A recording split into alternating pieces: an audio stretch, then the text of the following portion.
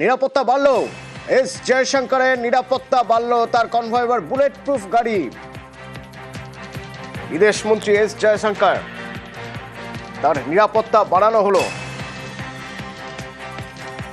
আবির হচ্ছে আমার সঙ্গে সরাসরি। আবির, এ বিষয়ে কোনো সন্দেহ নেই, বিদেশ মন্ত্রক একটা গুরুত্বপূর্ণ ভূমিকা নিয়েছে শুরু থেকেই।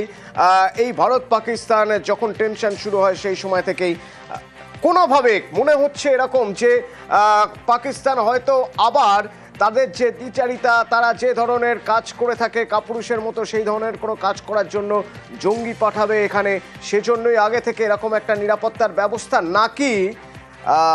নাকি সত্যি নিজে থেকে আগে নিরাপদ থেকে তারপরে প্রত্যাঘাতের কথা ভাবা হবে বলে এই ধরনের একটা ভাবনা চিন্তা? কেন বাড়ানো হলো জয়শঙ্করের নিরাপত্তা? দেখো, উত্তেজনার আবহে অবশ্যই বিদেশমন্ত্রী নিরাপত্তা বৃদ্ধি করাটা একটা কেন্দ্রীয় সরকারের সর্বোচ্চ পর্যায়ের সিদ্ধান্ত। এর একাধিক দিক থাকতে পারে, যদিও প্রকাশ্যে সেই বিষয় নিয়ে কেন্দ্রীয় সরকারের তরফ থেকে কোনো ধরনের কথা বলা হচ্ছে না। এর আগে 2023 সালে জয়শঙ্করের যে নিরাপত্তা সেটা প্রথম বৃদ্ধি করা হয়, তাকে ওয়াই ক্যাটাগরি থেকে তার নিরাপত্তা জেড ক্যাটাগরিতে করা হয়, এবং এখনও সর্বক্ষণ তার সঙ্গে 6 জন সিকিউরিটি পার্সোনাল অফিসার থাকেন। তার নিরাপত্তার জন্য 33 জনের একটা সিআরপিএফের কমান্ডো টিম রয়েছে।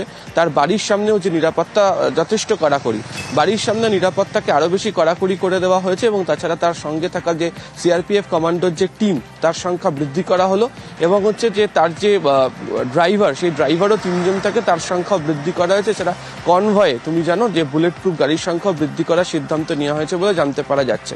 প্রসঙ্গত তুমি জানো যে চলতি বছরের মার্চ মাসেই ব্রিটেনের চ্যাথাম হাউসের সামনে তার গাড়ির সামনে একজন বিচ্ছিন্নতাবাদী গোষ্ঠীর একজন সামনে চলে আসেন, এবং তা নিয়ে নিরাপত্তার অভাব বা নিরাপত্তা বেষ্টনী ভেদ করে তিনি কি করে বিদেশমন্ত্রীর সামনে চলে আসলেন তা নিয়েও সে সময় শোরগোল পড়ে যায়।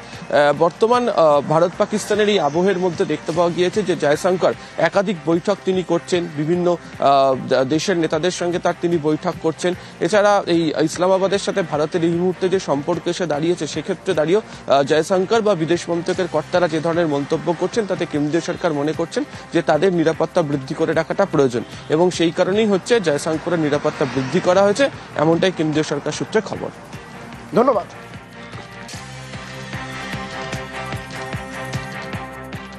কাশ্মীর ভূস্বর্গ, সেই ভূস্বর্গের আনাচে কানাচে এখানে সেখানে ছড়িয়ে রয়েছে পাকিস্তানের কাপুরুষের মতো কাজের প্রতিফলন। বিভিন্ন জায়গায় তাদের যে মিসাইল, যেগুলো কাজ করেনি, ইনঅ্যাক্টিভ করে দেওয়া হয়েছে আকাশে, সেই মিসাইলগুলো যখন বিভিন্ন জায়গায় পড়ে রয়েছে, যেমন রাজৌরির ছবি দেখছেন, সেই সব পাকশেল বোমা সেগুলো খুঁজে খুঁজে সেগুলো নিষ্ক্রিয় করা হচ্ছে।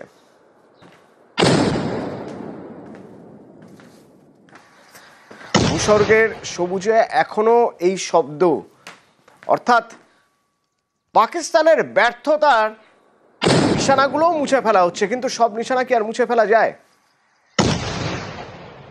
সব নিশানা মুছে ফেলা যায় না। অনেক কষ্ট করে বানানো বাড়ি ঘর, সেই বাড়ি ঘর যখন গুঁড়িয়ে যায় পাকিস্তানি গোলার আঘাতে, তখন সে ক্ষত, সে দাগ থেকে যায় সারা জীবন। দেখুন কি অবস্থা। সীমান্ত এলাকার বিভিন্ন জায়গায় ঠিক এরকমই, পুঞ্চ হোক বা আখনোর হোক, বিভিন্ন জায়গায় এরকমই ছবি।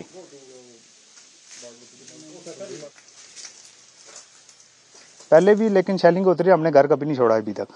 ये फर्स्ट बार इस बार हुआ कि जो हम घर छोड़ के गए हैं, कि अगर नहीं जाते तो जितने बंदे अगर अदर घर में होते तो सभी के सभी डेड हो जाने थे। चलो मकान तो नुकसान हुआ ही है, चलो इतनी अपनी नौकरी का 17 साल का जो हमने पैसा पूरा लगाया मकान पे, तो वो पूरा तो वेस्ट तो हो गया। चलो ये है कि चलो इंसान की जिंदगी रहेगी तो सब कुछ इंसान कर सकता है।